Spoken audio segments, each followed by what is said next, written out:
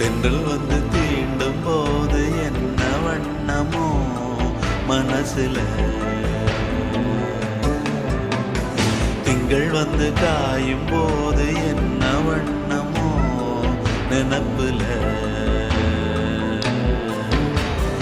வந்து வந்து போகுதம்மா எண்ணம் எல்லாம் வண்ணமம்மா,